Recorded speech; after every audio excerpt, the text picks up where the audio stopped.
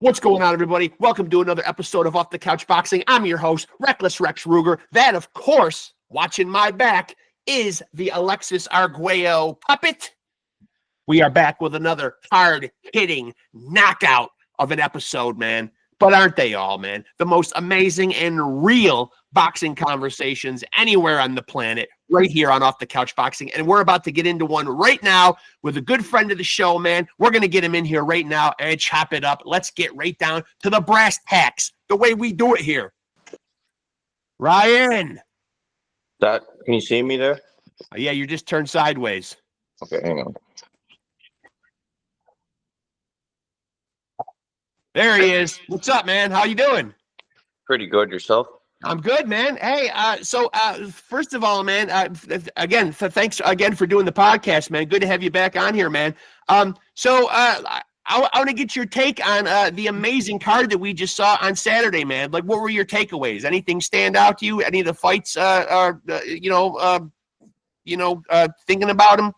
I mean, I missed half the card, so I rewatched it the next morning. Yeah. But the fight that stood out to me, I would think, was Callum Smith versus Joshua Buatsi. Wow. That was one of the best fights I've seen in a long time. That was a great fight. Great fight. Two guys who just stayed in there and fought. Yeah, and I got to meet Joshua Buatsi a couple times, so he's a really good guy, and he definitely showed what he was made of in that fight. Did you like the decision? Yeah. Definitely a fair decision. I mean, they fought to a draw. I mean, no. Okay, I got my fights confused. No, so actually, Callum won that one, didn't he? Yeah, he did. Yeah, right. Yeah, he did. I thought he deserved to win it. Yeah, he did. And you know what, man? You know what's so great too. And I don't know how you feel about Saudi Arabia becoming a major player in the boxing world, man. But I'll tell you what, I was not unhappy with the $25.99 pay-per-view price. That works for me. For sure, that was really good. It shows like the Saudi guy, Turkey. He's doing good things for boxing right now. Yeah. I did see on social media today, he caught a little bit of shit though, man, for fucking letting Hamza Shiraz possibly know what the score was in the midst of the fight. Oh, hey, we know it's a shady business. You don't got to expose that.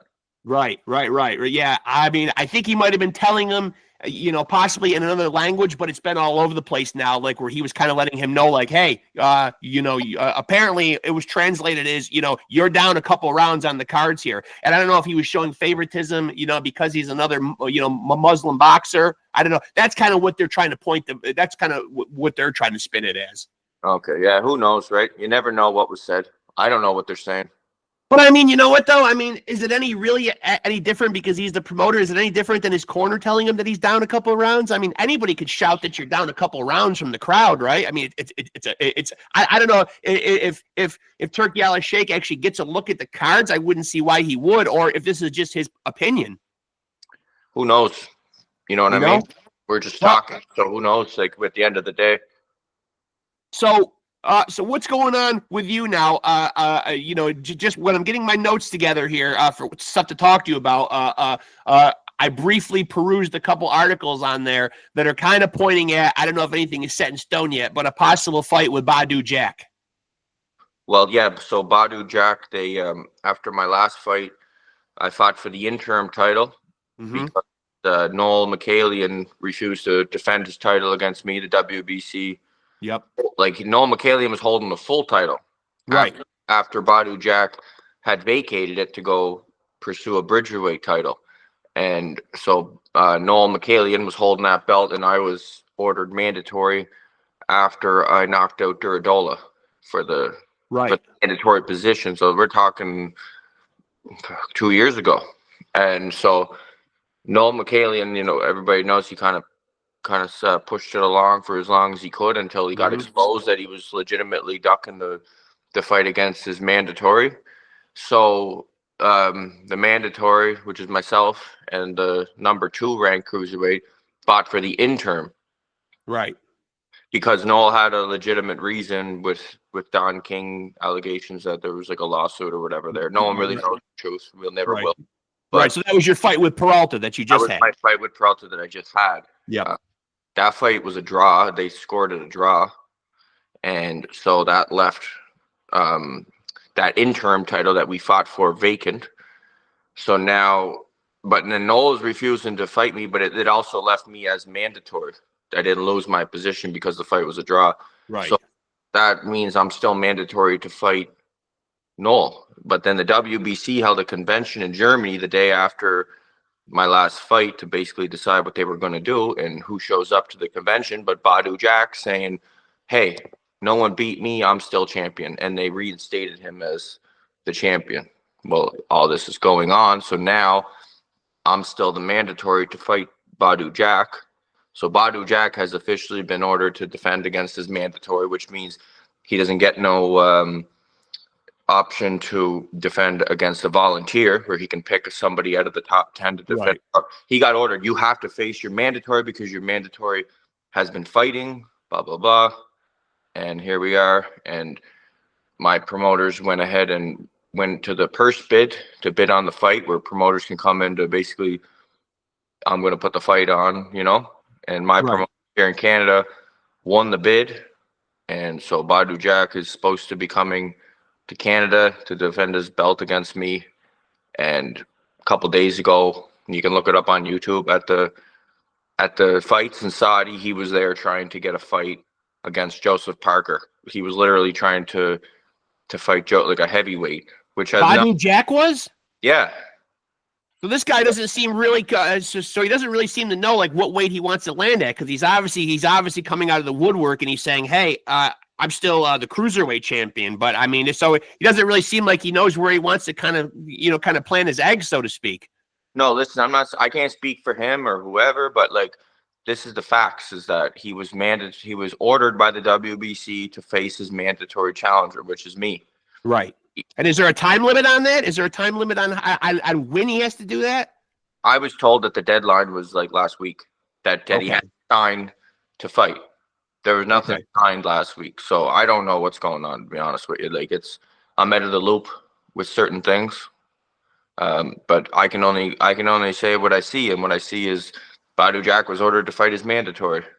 But he was in Saudi trying to fight Joseph Parker, offering to fill in on a one-day notice fight against Joseph Parker, which, besides a decent payday, brings nothing to the table for him as the cruiserweight champion. Like, if you're the WBC cruiserweight champion, why are you in Saudi trying to fight heavyweights on a one-day notice when you've just been ordered to face your mandatory challenger? Yeah, it seems is that frustrating? And I know from having you on again, man, or having you on, I should say, in the past, you're in the gym, you love to fight, obviously, like, you're always ready to go. But is this frustrating for you, like, when you say, as you say, kind of out of the loop, I mean, like, does this uncertainty kind of bother you? I mean, I know you're going to keep training, you're going to stay ready or whatever, but does not having, like, a goal or an opponent in front of you, is it frustrating? If it was up to me, I wake up every day with somebody at the end of my bed. With, like, I know you would. Yeah, of course it's frustrating, but this is the level I'm at, and this is the business I'm involved in. So, like, it's frustrating, and as fucking hot-headed as I can be, I have to stay composed, and I have to understand that there's a lot of moving pieces when you get to this level. There's a lot of managers and promoters and stuff avoiding certain fighters and looking for certain paths, and at the end of the day, everybody's trying to make money. And Badu Jack coming to Canada is laughable money compared to what he's made in his career past, signed with Mayweather and fighting on these Saudi cards and stuff. So I understand, like, why would he come to Canada to fight me, who's like in the boxing world, everyone knows who I am, but in the world of money making and selling millions of pay-per-view tickets, I'm nobody when it comes to that world. Right, like, as of now, I'm not saying it's not going to change, but like right now, for him, it's a lose-lose. So I get it. And now the only other alphabet organization right now, correct me if I'm wrong, that currently has you ranked, you're 14th in the WBO. But the WBC, though, I mean, you being ranked number one, like, that's like logically, like, that's the title that you want to fight for. But should hypothetically a Badu Jack fight, not manifest itself, what would be next, or what would you like to be next? A money fight, like everybody else. You know what I mean? Get me a fight in Saudi. Put me on one of these cards. You know what I mean? I think it's long overdue. Like, I'm not getting any younger. I'm not old yet, but I'm not getting any younger. And I got a lot of tough fights, a lot of scar tissue and stuff. So I need to get into these big cards and be seen before it's too late. Like the clock is ticking here. So I got right now, I'm kind of stuck in Canada. So like I gotta get out there and get on one of these big cards. That's the next goal. And what is the best way? Like, does your promoter have ideas? I mean, because it's interesting that you brought that up because how do fighters land on these Saudi cards and make all this money? Obviously, like you were one of those guys who was going to get in there and scrap. I mean, it's certainly a crowd pleasing style. I would imagine that if you were on their radar. Or if Turki Al-Sheikh was aware of you and the way you fight, you would be on one of those cards because I think that's the kind of excitement that they want to bring over there. But how does one go about it? Is it your promoter's job? Is it hoping that they see tape on you, or you come on their radar? Like, how do you land on these Saudi cards? Just like anything else in any kind of world, it's all in who you know. Yeah, you got to know the right people. You got to have the right connections. Listen, I can guarantee you, and maybe a lot of fighters don't think like this because they're so delusional. There's people out there, there's fighters in gyms that you never heard of. I could probably go walk into a gym, some random place in some freaking low income town, and I'll find a guy who'll fucking beat the shit out of me. You know what I mean? Like, it's right. It's because they never had the right connections. They never had the right people to get them onto the platform. Like, you know what I mean? So like at the end of the day, it's really all in who you know and what they can do for you. You got to be seen. If you're not seen, you're nobody, and that's just how it goes. And if you're not seen, you're not making money. Now we don't see a lot of sports. I guess maybe American football would, or maybe hockey. You could correct me if I'm wrong on that. I'm not the biggest hockey fan, but there's not a lot of sports where the result can end in a tie. You know what I mean? Like, as a boxer, man, like, what's the mentality when you walk out of the ring and you've got a draw? Like, do you look at a draw as a win, a loss, a setback, a nothing? I mean, you walked out of your last fight like with a draw. How does that sit with a fighter? I mean, I guess as a fighter, it's aggravating a bit. Yeah. When I would imagine, because nothing's really resolved when you walk out of there, technically. Technically, on paper, no, but I mean, me and Peralta, we had our thing. We had a lot of controversy in that first fight. Yeah. There was bad blood there. Like, we didn't like each other. He respected me and I respected him as fighters. We knew the levels that we were at. And he felt like he won the first fight, and I felt like he won the first fight, and I won the first fight. So yeah. You could ask him the same question. The second fight, I felt like I won the fight. He felt like I won the fight, and the judges didn't. Right. So, like, but at the end of the day, like, we both walked out of that ring knowing, like, I won that fight. And so, needless to say, you kind of just answered my next question. You do feel like you just won this last fight here in December. Although two judges had it a draw, the one judge that did have a score going one way or the other was for you. Mm-hmm. Yeah, that's so, tough, right? Huh? That kind of says it right there. It does. I think it speaks volumes. Yeah. Yeah, but what can you do? Like, it's at the end of the day, they don't overturn decisions. Once they're made, and that's it. Right. So there and cry over it and blah blah blah. But it's pointless. It's kind of a standstill because I didn't lose, I didn't win. Right. I lose my position. So it was more or less, to me, it was a sparring session, and I defeated a man that I thought defeated me. So I got like personal redemption, but personal redemption doesn't put a whole lot of money in your account. You know what I mean? Yeah. Yeah. And now getting back to the Saudi card, first of all, when you say that Badu Jack is there trying to get a fight, like was he trying to step in and be that Parker opponent, which Bacoli ultimately ended up being? He legitimately offered to fight Joseph Parker. Which seems crazy right now, because first of all, Joseph Parker is on one hell of a roll. He's a legit heavyweight. He came in at that fight the other day, a legit solid 267. He's a big guy. You know what I mean? It didn't even fare well for Bacoli. As a fighter, what's the shortest that you would feel comfortable taking a fight on? Like, I know you're a guy that's always ready to go. You got that throwback mentality. You're always down for a fight or whatever. But realistically, when you're getting in there and and you've got a lot to lose. Like Bacoli was considered the boogeyman of the division or whatever. A lot of people were avoiding him. A lot of people were having him possibly being like the next, possible heavyweight champion. A bad move for him to go on that short notice.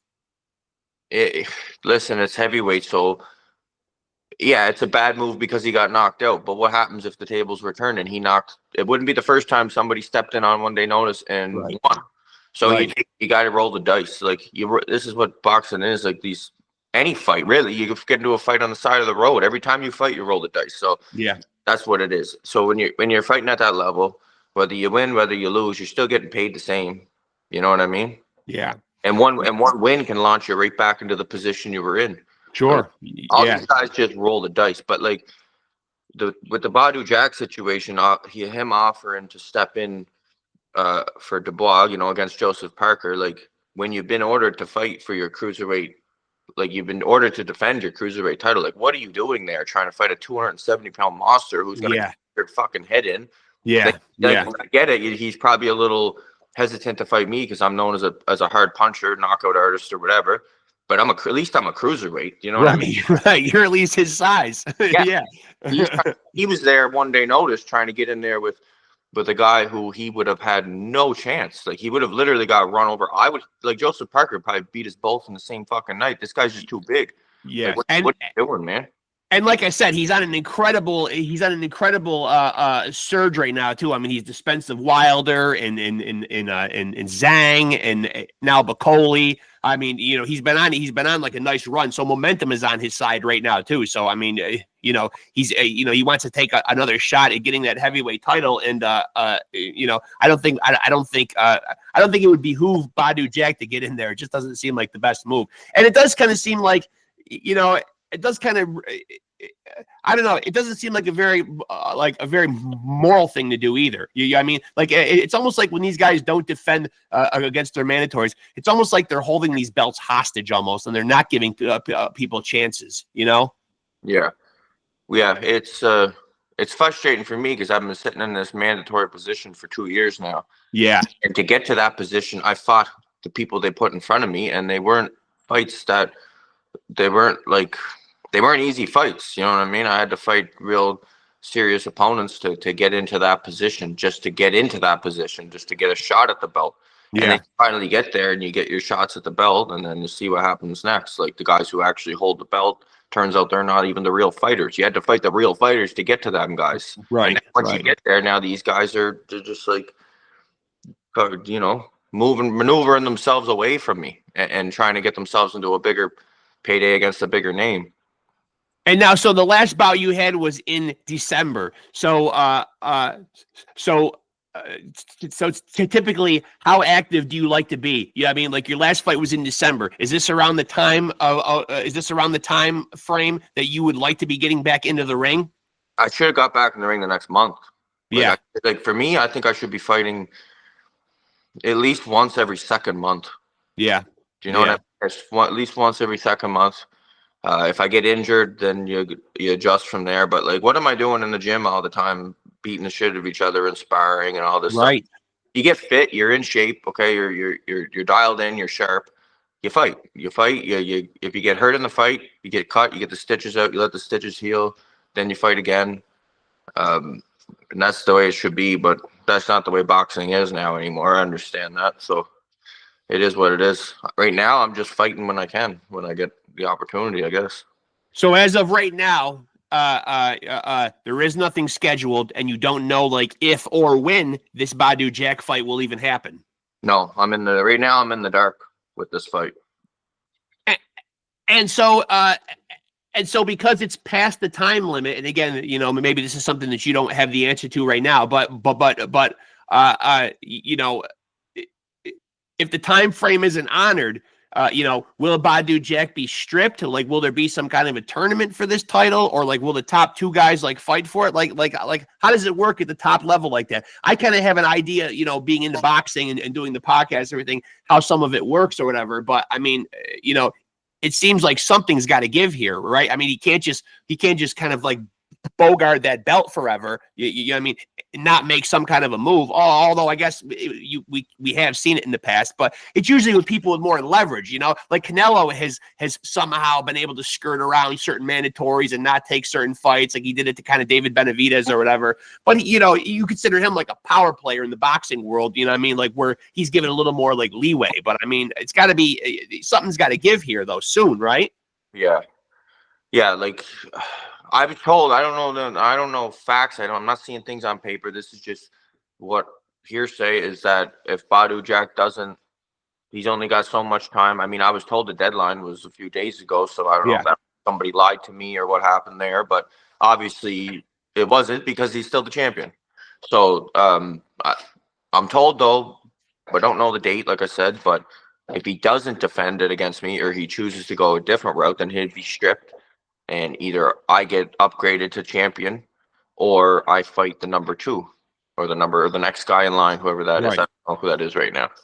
I mean, I was even super happy to read today that Josh Padley, who stepped in, again, another guy who stepped in on short notice against Shakur Stevenson, doesn't even have to go back to his electrician job no more. He got paid handsomely enough where he can now focus on just being in the gym and just being a professional fighter. And Turki Al-Sheikh went on record as saying he was so impressed with him stepping in and at least hanging in there for 8-9 rounds or whatever, that he plans on hopefully putting him on some future cards too. So it kind of changed that guy's life.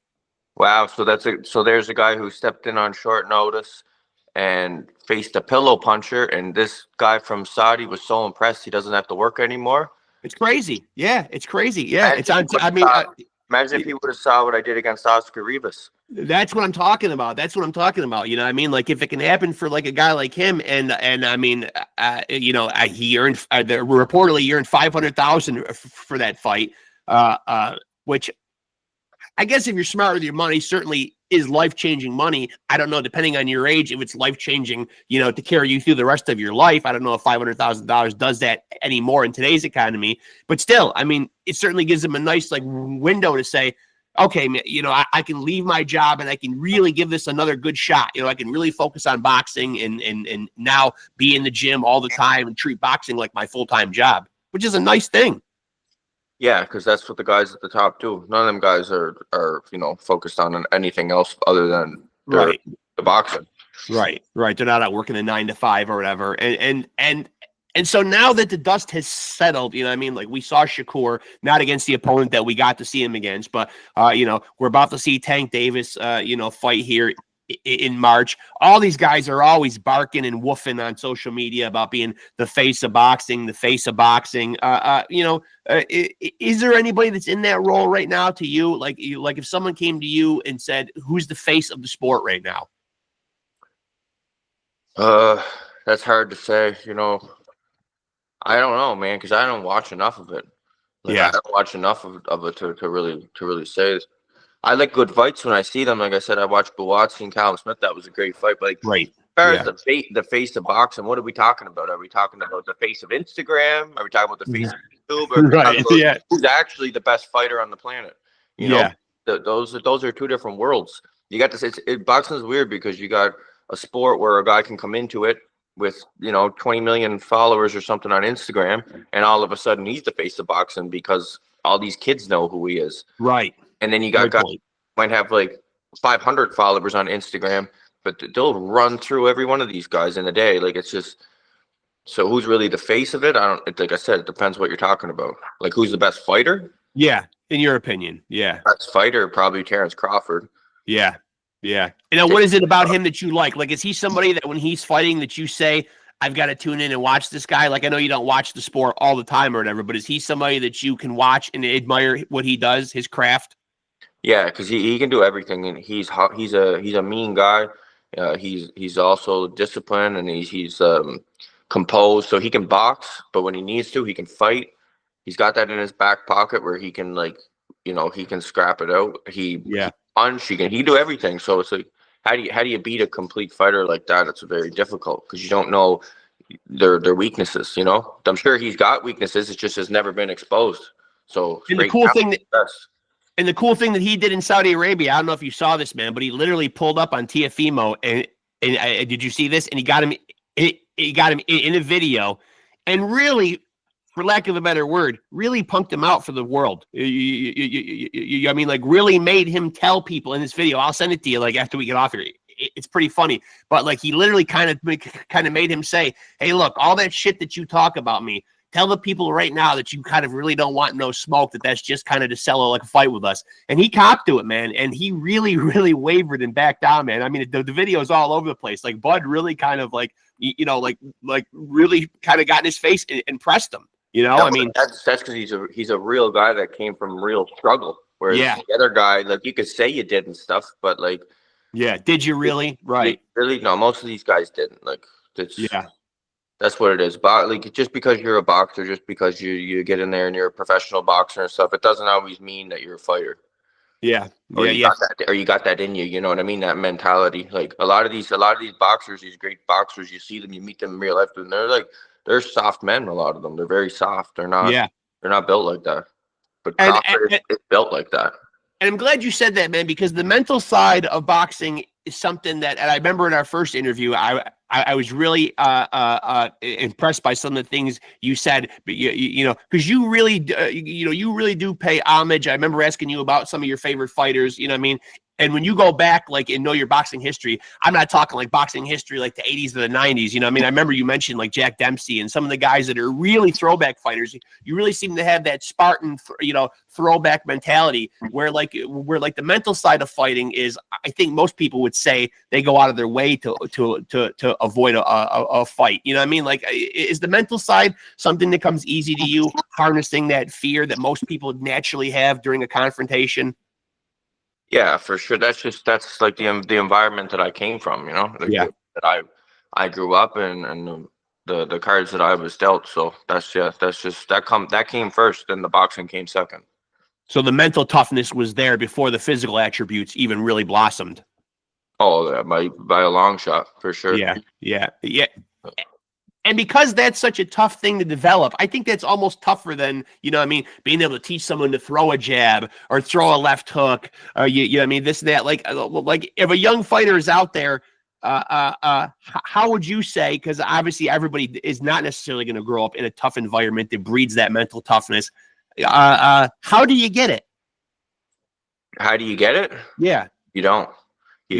Listen, you can train. You can build your body into like the perfect physical condition, and you can go to all the sparring wars, and you can do this, you can do that. But like at the end of the day, until you've been there in those like 10, 11, and 12 rounds, it's not 15 anymore, but back in the day it would have been 13, 14, 15. But now it's like those late rounds, like that's when all that stuff goes out the window. All your conditioning and all your stuff, that's gone. So now it comes down to like who you actually are. You know what I mean? And no matter what you said or you told everybody in an interview what you're made of, now you're going to see it. So if you don't have that in your back pocket, and you don't know that you've been through those situations, then it's gonna show. And a lot of these guys will go through their whole careers, and their skills keep them out of there. They got enough sharp skills. Guys like Floyd Mayweather, you know what I mean? Although he probably has a lot of mental toughness, but I shouldn't have said Floyd. Okay, so like another guy maybe who's it's hard to, I don't know. Maybe I would say maybe a guy like Shakur. Yeah, there you go, Shakur. He ain't going into those deep waters because he's got enough skill and enough talent to keep him out of there. Yeah, like he doesn't have to go into a war. And if he did go into a war, he's probably not gonna. He come up through what he do. He was Olympian, and he was when you're an Olympian, not all of them, but a majority of them. If you have that huge amateur resume, and then you go to the pros, and you're brought into the pros with all these promoters offering you contracts, and you're making six figures, your pro debut and stuff. You don't know what it's like to fight for. My first 8 fights, I think I made a total of like $500. Yeah, I was paying to fight. I was literally paying to get on cards to fight. Right. You know what I mean? Like that's where it was at. There was no promoters looking to sign me. So like, because I didn't have that amateur pedigree. Right. So I know what it's like. But that's just the boxing world I'm talking about. You go aside of that, it's the whole other world. But like as far as the boxing world go, these guys don't know. They don't know what it's like. And I'm glad you brought up the rounds and going into the deeper rounds, and like that's where it really becomes like a mental test. There was an article I was reading the other day, and oddly enough, Teofimo Lopez was one of the guys that was sort of championing this particular notion. The WBA was flirting with the idea, and I don't know like how something like this gets reinstated, but they were talking about possibly at the very least for championship fights or undisputed fights, possibly flirting with the idea of going back to 15-round fights, even in championship fights or undisputed fights. Where do you stand on that as just an opinion? Let's make them 15. Yeah. Yeah, they should be 15. I don't like the fact that they ever stopped making those. Yeah. Yeah, I was never in agreement with it. I think a fight should go until it's over. Personally, like I don't think there should be rounds. I think it should be they should have boxing, no rounds. Let's just put the bell go and then let them go until someone's either knocked out or just quits, right? Yeah, that's how it should be. That's how it used to be. You know, before the Marcus of Queensberry rules, that's how it was when John L. Sullivan and them guys were fighting. It was like, basically to the death, you know. And I know there's a lot of guys that might disagree, man, but when we go from 12 to 15 rounds, and I know back then, man, like there was this stuff where, a tragedy in a Boom Boom Mancini fight, you know what I mean? Like I think that was kind of the beginning of the end for the 15 rounders or whatever, man. But I mean, in the grand scheme of things though, and there might be a lot of boxers, and I might get flack for saying this in the comment section or whatever, but is another 9 minutes of fighting, man, like really going to like make or break? I suppose it could, but someone could also get a head injury and get hurt inside the first 12 rounds. Or the first round. Well, the first round, yeah. I mean, we've seen people get absolutely devastated and hurt, in early rounds of fights. I don't know that going from 12 to 15 and tacking on another 9 minutes of fighting is necessarily going to, make or break. I'm sure the 15 rounder has its people that will champion it, and it's people that will say, no way. But well, look, at the end of the day, you call yourself a fighter, you call yourself this, that. You're signing up for a fight. Like, what are you doing? What are you doing complaining that it's a couple extra rounds, or if it's right at all, or why even? If you're a fighter, you shouldn't even be asking those questions. Just put someone in front of me, ring a bell, let's go. So, and there's also a lot of guys who come from the 15-round world who we do still see have their faculties about them. You do see the Sugar Ray Leonards of the world and the George Foremans of the world. And, not everybody ends up like, sadly, like Muhammad Ali, or that's not necessarily going to happen to every single fighter. There are a lot of guys who come from the world of 15-round fights who are fine. Yeah, there's people who never got hit in the head in their life, and they're 60 years old and they don't know their name because they got that or whatever. Yeah. Or there's people who abuse alcohol and they got wet brain. Sure. There's people who fucking go down the steps on an icy day and crack their head and they're fucked up for life. You know what I mean? So who cares, really? And now what about like, I know that you're locked in right now and you're at the doorstep of a world title at Cruiserweight. And I may have asked you this the first time we talked, man, but has there ever been any flirting with the idea of any other weight divisions for you? Yeah, I mean, I fought for the Bridgerweight world title, the first one. I was in that fight. That was the first ever Bridgerweight world title, and that was you might as well call it heavyweight, because the guy was heavyweight. He was 240 pounds on the night we fought. So I've been there. I've been there, and I've been in those big fights with the big guys too. So I won't go down. I'll say that. I'm not going down. I'm not going to 175. I'm too big for 175. But yeah, I'm gonna go. I'll go up against the right opponent and at the right time. Sure. And now, could you see yourself at all, ever throwing your hat into the ring as a full-fledged heavyweight? Yeah, I have. Yeah. Not at that level. I have at lower levels. Right. Like my pro debut was heavyweight. I've had a few heavyweight fights throughout my career, but you're getting into a different world when you get into them guys like Anthony Joshua, Tyson Fury, even Usyk is. These guys they're that's a whole other world. But I'm not saying I wouldn't do it. For sure, I'm going to do it if the money's there. I mean, what's the heaviest that you feel comfortable fighting at? Like, where have you been able to like reach a plateau like with your weight and still feel like you could be effective? Like 210. Yeah. 210. I can get higher than that. I can get lower, but like 210 is like lately has been a good weight for me. And now, what about like now? I'm sure there isn't the money the way there is in professional boxing. But for somebody like you who just loves to fight, maybe even somewhere down the road, even after your boxing career is over, I see a lot of stuff pop up on my feed with like bare knuckle fighting. That anything you've ever flirted with the idea of?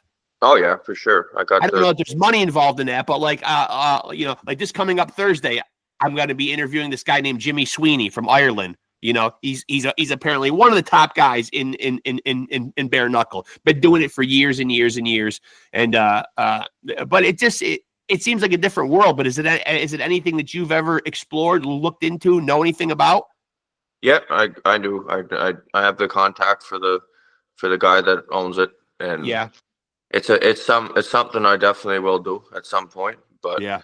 Right now, I gotta worry about what's in front of me. You know what I mean? Yeah. Like all these others, everything else right now to me is a fairy tale and dreaming. Because right now, I can only focus on what I have on the table in front of me, and that's the WBC belt is right there. So, although it's not, it's right there. It seems like it's right there. It somehow still seems so far away. But like, that is my next, my next fight. So. I got to see what happens first with this before I make any decisions or decide I'm going to move up a weight division or go to another a rule set with the bare knuckle or whatever. Like right now, it's just one step at a time. And now a couple other big guys, I don't want to run through your whole cruiserweight division, but a couple of other guys who do have belts. And I just kind of want to just get an assessment of like what you think about these guys. A guy at cruiserweight, obviously, I don't need to tell you, who's got a lot of buzz around him, is Jai Opatai. Your assessment of him. I think he's the best in the division right now. He's on a roll. He's been active. Whoever's I think it's Eddie Hearn promoting him. I think so. I'm pretty sure. Whoever's handling his career is doing a great job because they're getting him a lot of fights. They're keeping him active in the ring, and that's key. Inactivity kills careers. That's the thing in boxing. Like once you become a fighter who's been sitting on the shelf and you're not in the ring consistently, that's when everything goes south. You know what I mean? You can be in the gym and you can be physically fit and all that, but you need to be in those fights. You need to be fighting steady to be a top fighter. And that's literally, you can say he's the best at moving or punching or whatever the fuck he does. I don't know. I don't really care. But like the reason he's the best right now is because he's the most active. He's the most active champion. He's in the ring consistently. And I wish promoters and managers and shit could just fucking figure this out, because it's like, it's not crazy fucking rocket science. Right. Like, how do you get better at racing the car? Right. The car, you don't drive the thing. Yeah. Right. You want to be the best. You want to be the best in the world. You got to get in there and constantly be fighting. Yeah. It's real simple, but for some reason, whether it's money and people constantly wanting to control fighters and careers and dictate what's happening, you don't see that very often. That's why I'm saying Jai Opatai's handlers are doing a very good job. He's getting a nice push. Yeah. He's doing what he's supposed to do, and what all fighters will do when they're put in the ring. They're going to fight. You know what I mean? Put a horse on the track, he's going to run. That's how it goes. Right now, I'm not in a good position. I'm not in a good position when it comes to activity because of this whole situation with the chasing this belt. It's becoming a little bit of a headache because I would like to be active, and I think if I'm actively fighting and I'm where I was in 2023 when I was constantly in the ring, I'll knock that fucking guy out. Yeah. But right now, because he's actively fighting and I'm not very active, I'm gonna have a difficult time with a guy like that, like a real difficult time. I'm a realist. I know exactly what's gonna happen. Like, it's not. Yeah. You don't want to go in there against a guy who's been steady fighting against top opposition, and you've been not.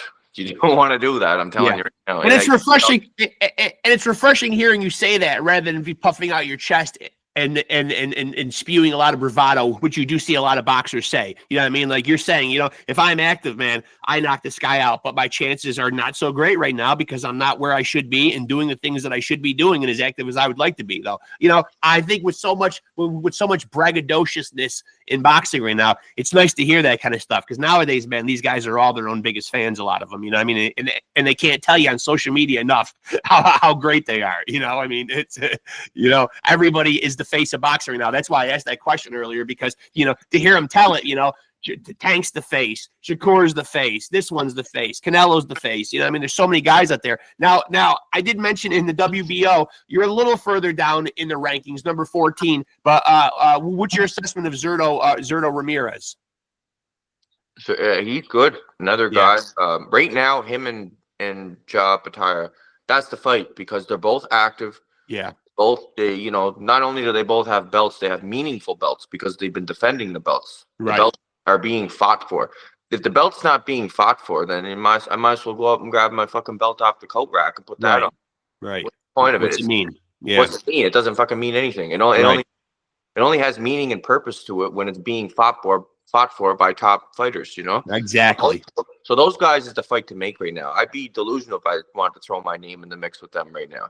You know what I mean? That's what I like. But you know, that's what I like about Turki Al Sheikh, because he not only gave us a low pay-per-view price on Saturday, but he gave us what I think the diehard boxing fans, I can only speak for myself, are always clamoring for. You know what I mean? We want stacked cards. For years we got pay-per-views where we'd get a great main event and maybe 3 or 4 so-so fights. I mean, he gave us 6 world title fights. It would have been 7 if the Dubois fight would have happened. It wasn't for that heavyweight fight that ended up being for a title, but they were all evenly matched. Every fight for a world title, a stacked card, a low pay-per-view price. I mean, I was telling people on my Facebook page, if you're a boxing fan, it's criminal to miss this. I mean, you know, I mean, this is what boxing fans are always asking for. Hey, you know, give us a stacked card with matchups that make sense. You know what I mean? Like, I mean.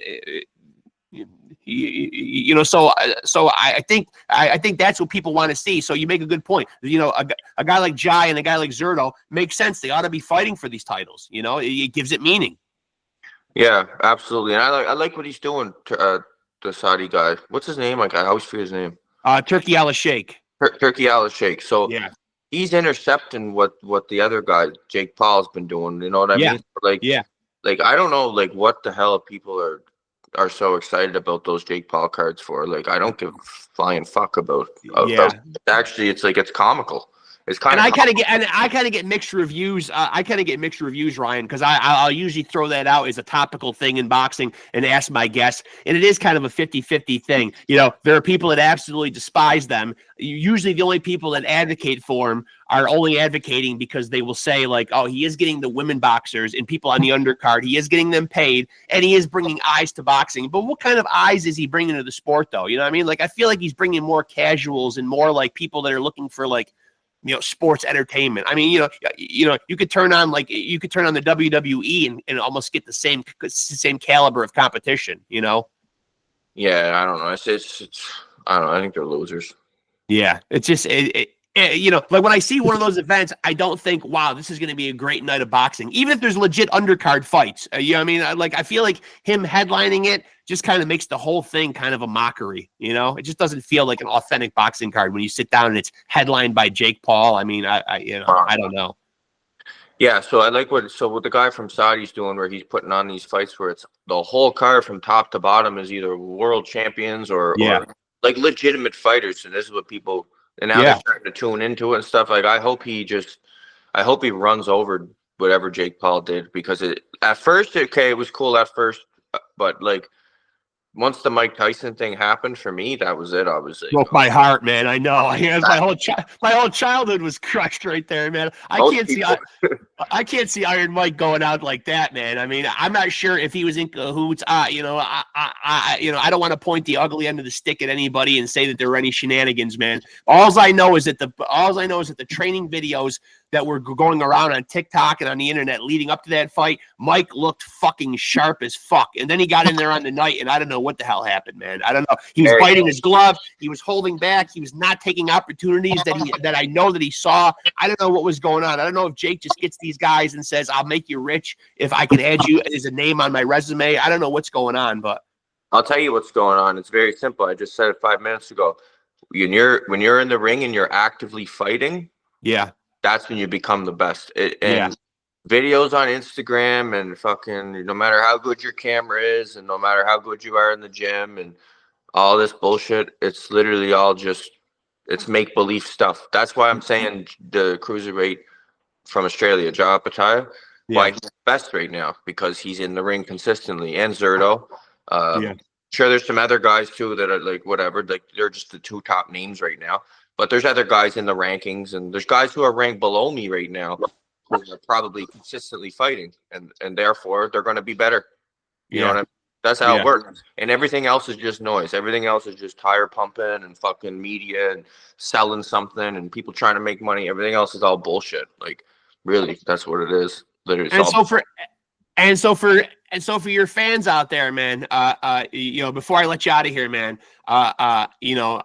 just to kind of summarize everything, you don't really have any news as of right now, and again, if after this interview, if you hit me up with any news, any updates, which I'm sure you'll put on your own Facebook page, I'll be happy to share on mine as well or whatever. But for people that like what you do, and for your fans out there, when would you say that you will be in the ring again?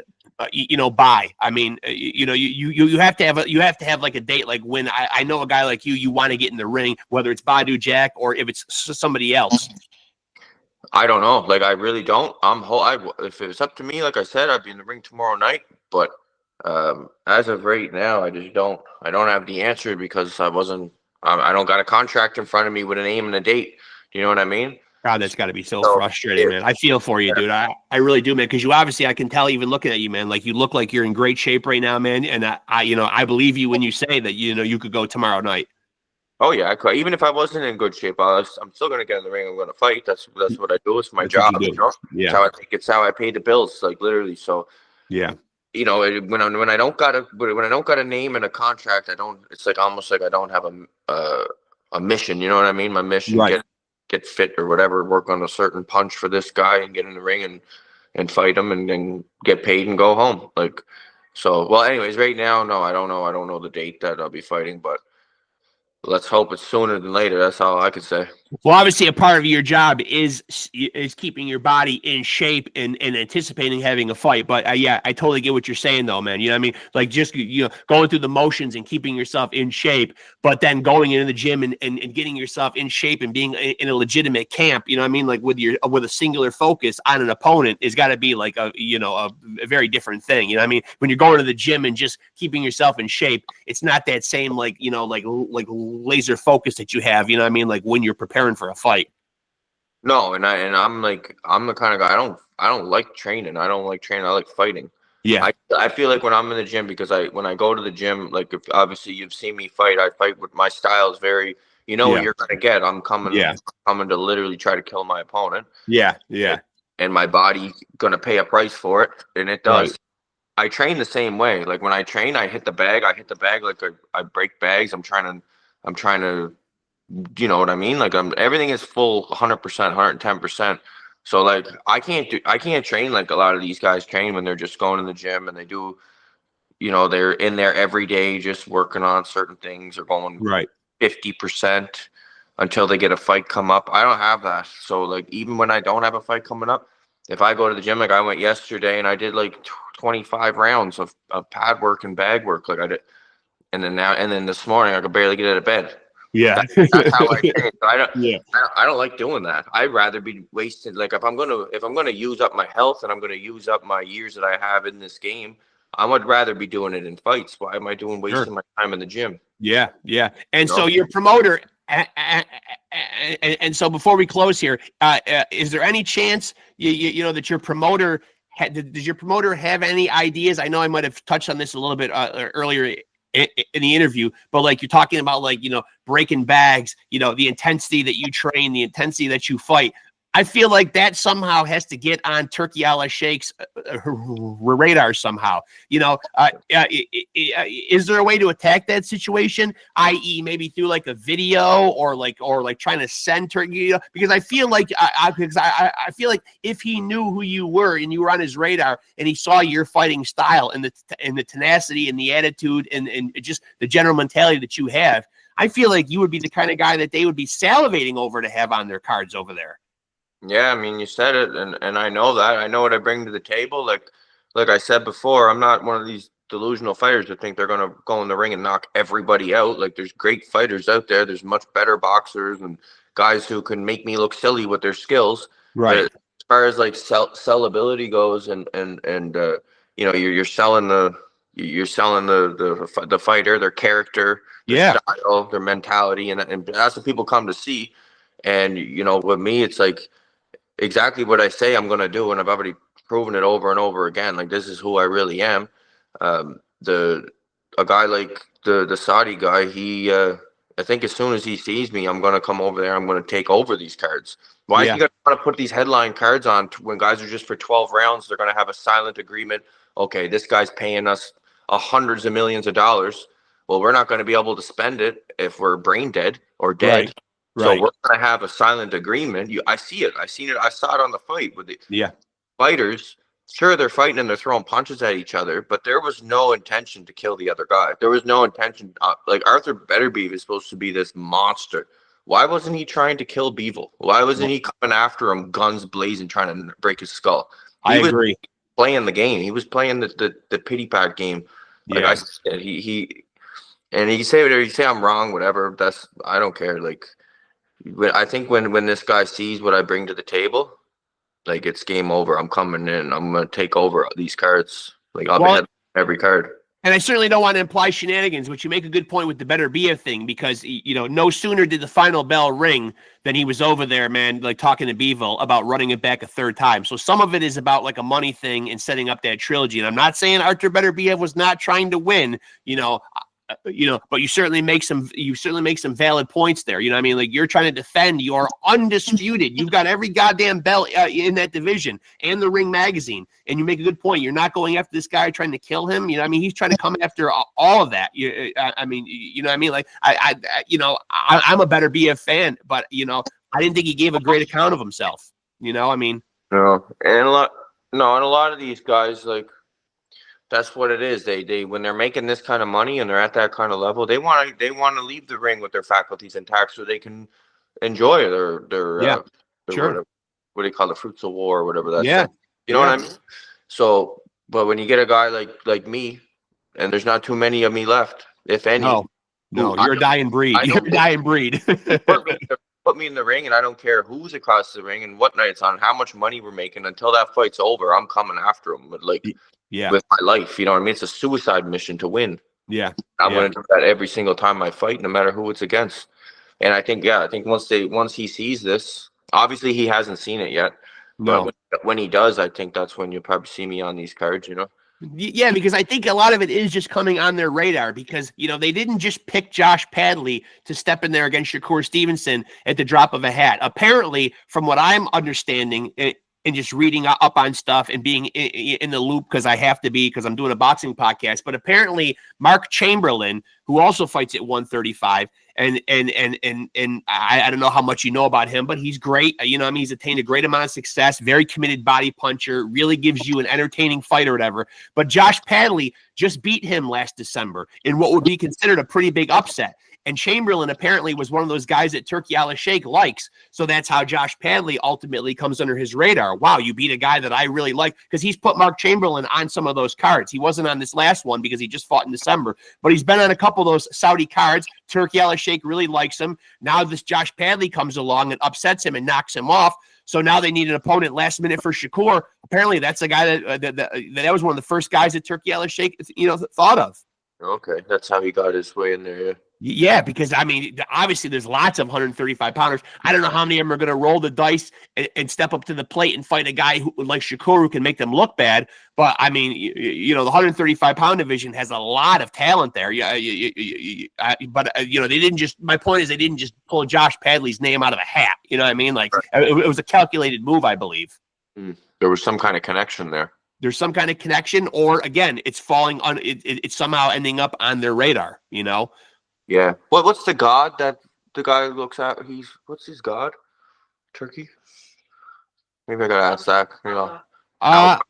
I would think that the Saudis are Muslim. I'm not really up on my world religions, but I believe it would be Allah. Maybe I need to ask Allah. Yeah, maybe you're going about it all wrong. You need to put a religious spin on it. But listen, man, as soon as you get some news, man, let me know. I'll share it around. I'm always excited when you're going to fight, man. Man, I'm always tapped in. I'm a big fan, man, and you're a friend of the podcast, man. I love having you on and chopping it up with you, man. You're one of the real ones, man. I love talking to you, man. I appreciate that. I like being on this too. Yeah, I appreciate it, man. Always good talking to you, my friend. We'll talk soon, man. Okay, thank you. All right, thanks. All right, later, Ryan. And there he goes, folks. One of my favorite fighters doing it right now, man, just because he really is that dude. A Spartan, a warrior, a guy who has that old school mentality, man. A guy that just really wants to fight. The guy is a fucking dog, man. He's one of the real ones, man.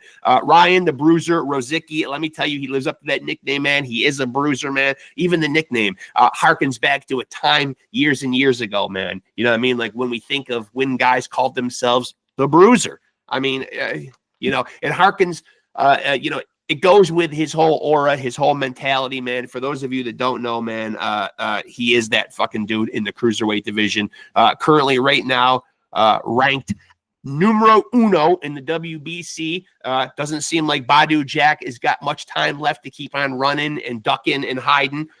So it looks like he's running out of room here. I want to make sure I get Ryan's record correct. He is currently 20 wins, 1 loss, and one, what I would say, a criminal draw just this past December in a fight that I thought that he won. But, again, we don't have instant replay in boxing or whatever, man. But and 20 of the victories, 19 of them by knockout, man. So that's getting it handled. That's handling your business right there, kids. So when I have news, you guys will have news because Ryan is one of those guys, man, that is certainly on my radar. He might not be on Turkey a la Sheikhs yet, but if anybody in the Saudi Arabian world and in the stratosphere of Turkey a la Sheikh, if they were to see this right now, put Ryan the Bruiser ROZICKI on one of your cards. You won't be disappointed. It seems like they love the entertainment aspect of boxing out in Saudi Arabia. They want to put together the best fights and get the most entertaining fighters over there, man. And Ryan definitely falls into that category, although he's not on their radar yet, man. When he is, I think you will see him become a favorite, and you will see him be a mainstay on those cards over there. So hope you guys dug that episode, man. Again, a big thank you to Ryan ROZICKI, man. One of the cruiserweight division's top dogs right now. I know he's not as active as he'd like to be, man. But when he's on his game, man, he is one of the top dogs, man. We just got to get him active. We got to get him out there fighting. I feel his frustration, man, and I hope he gets all this stuff resolved soon and gets that shot, that well-deserved shot that he's been waiting a long time for at that WBC cruiserweight title. Badu Jack, step up, man. Honor your obligations, man. Handle your business with your mandatory, man. Ryan's been kept waiting long enough, man. And those other cruiserweights, I'm sure they're on notice too, man, because, when he's focused in, man, I think, in my opinion, he gives Jai Opatai and Zerto Ramirez a hell of a fight, man. And probably, I don't want to say probably because he's one of the guys that I really fuck with and really like, man. Knocks those guys out, man. I'm going to say it right now, and people might disagree with me, man, but Ryan is a true warrior, man, which is one of the reasons why I love having him on the podcast, man. You can go back and watch our first interview. He's got a lot of respect for the old school guys, man, and just has that old school mentality, man, that warrior, that Spartan, man. Lives it, breathes it, walks it, talks it every single day, man.